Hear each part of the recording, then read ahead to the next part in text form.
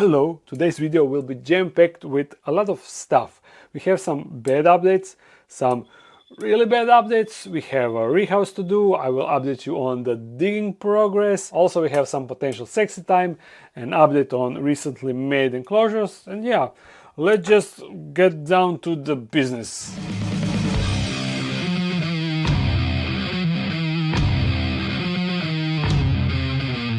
First, one big announcement. I can now finally officially say that I'm coming to Italy, to Verona Expo. It is a huge exotic animal expo in Italy, and the date is first Sunday in October, so October the 6th. This will be first time for me visiting Italy, so I'm super excited about that. And in next video I will announce the list of all the tarantulas that I can potentially bring, so all of you that are coming can reserve them, and also you will be able to reserve glass enclosures, of course, because I won't have large quantities of bigger enclosures, probably. With 5 different types of glass enclosures, it is kinda hard to gauge which enclosures should I bring in which quantities, you know, smaller arboreal terrestrials or larger arboreal terrestrials, so reservations are good for me to see which enclosures I need to bring more. So stay tuned for that. Also I will post the list on my Instagram and Facebook, and of course the next video and videos that will come until the show. Oh, battery is already dead.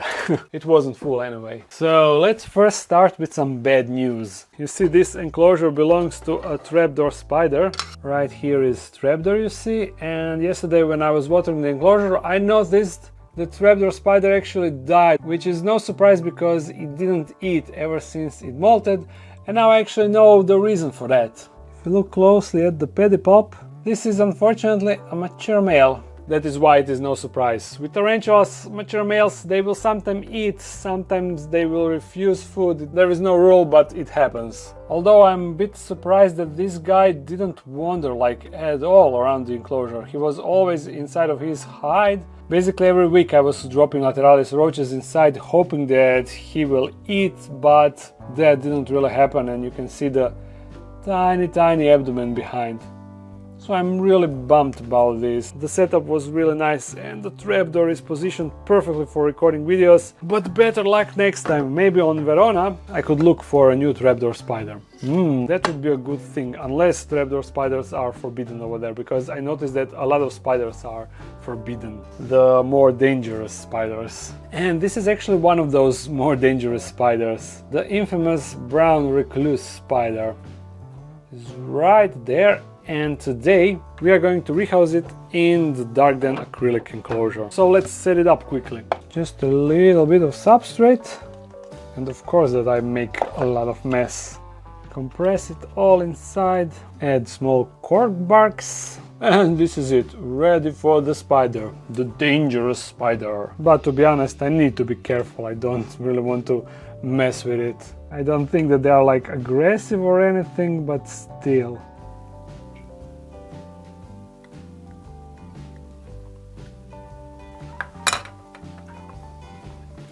Yep, there we go in all its dangerous glory.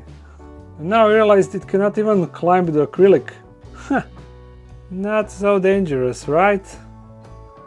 Enjoy your new enclosure.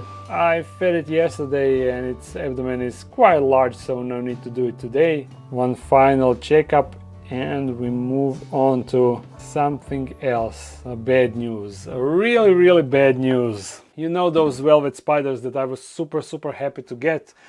Well, they all died. And honestly, it is partially my fault and maybe not, I'm not really sure, but let me explain what happened. A few months ago I went on vacation, and since I was away for a week, I decided to put a crushed roach inside of their enclosure so they have something to eat while I'm gone. But when I came back I witnessed the horror. The whole roach was covered with mold, and out of 11 spiders I noticed that only 2 are fine and 1 is like kinda alive but didn't really look good. Other 8 spiders were dead and also already molded. So I thought that the problem was that I left that roach and that it molded, and therefore somehow the humidity was maybe too big or something like that, which caused other spiders to die and mold. So I took 3 remaining spiders and put them in a separate enclosure. As expected, the one that looked bad died a few days after, but 2 that remained looked fine. They continued to eat, they continued to be active and look completely normal, but after a few weeks, first one died, and then a few weeks after that, the last remaining one also died. Now, I'm not really sure why those two died, but if I had to guess, I know that they don't like humidity, and inside of the dark den it is really humid. So even if I don't add humidity to their enclosure, air in the dark den is already really humid because of the jungularium. So maybe that humidity on its own in the air was just too much for them, and that is why they died. I don't know, that is the only logical solution that I could conclude after all of that. Jungularium is the problem because inside, when the ventilation is not working, I have around 99% humidity in the air. When fans turn on to circulate the air,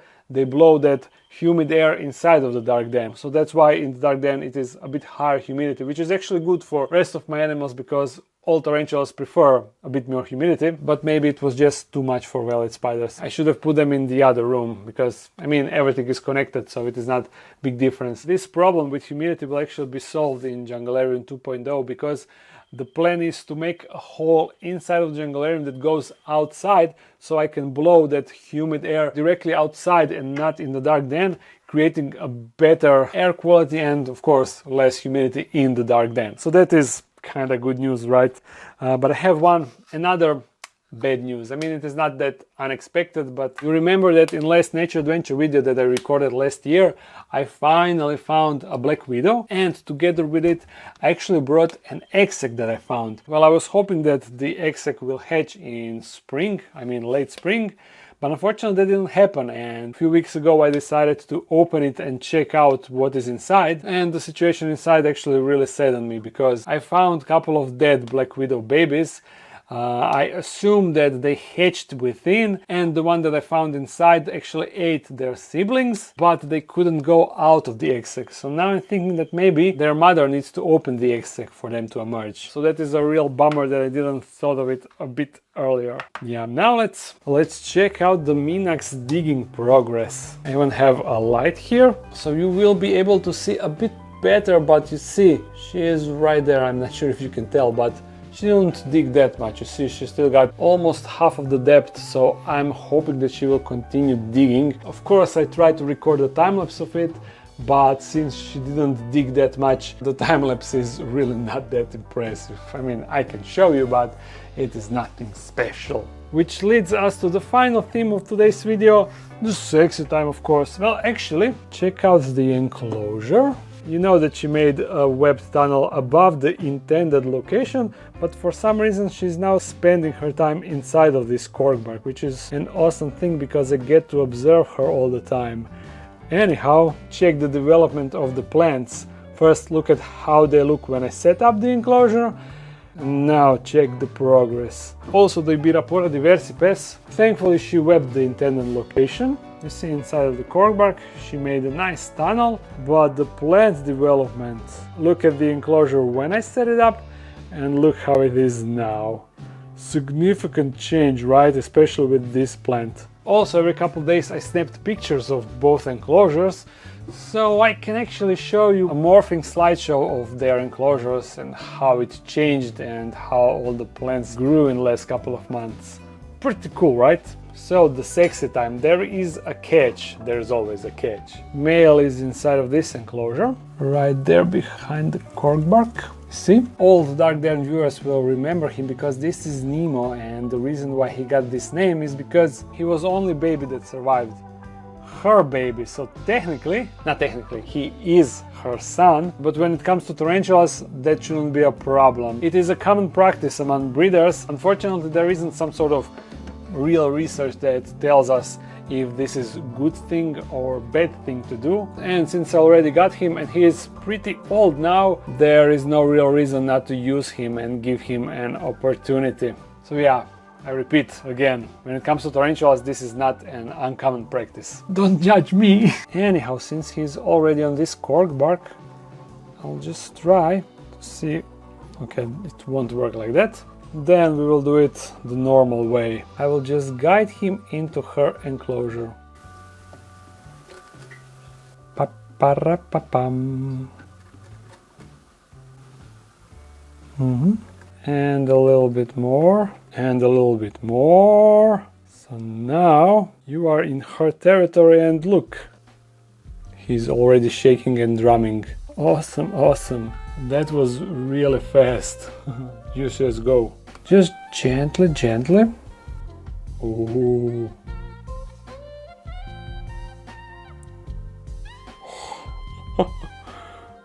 Well, this was super simple and easy, right?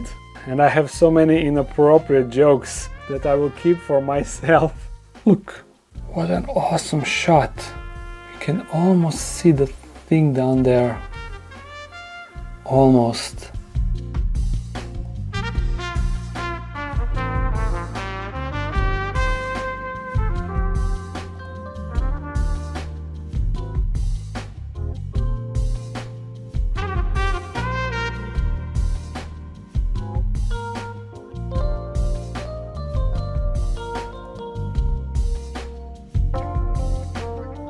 Dude, I think that you are hitting the wrong spot.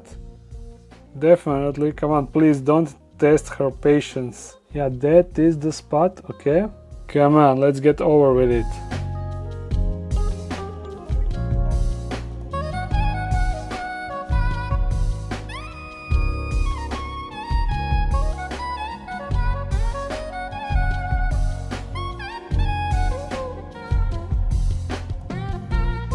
Seems that he is retreating. Are you done or you are just changing the position? She's still following him slowly. I don't think that this is over.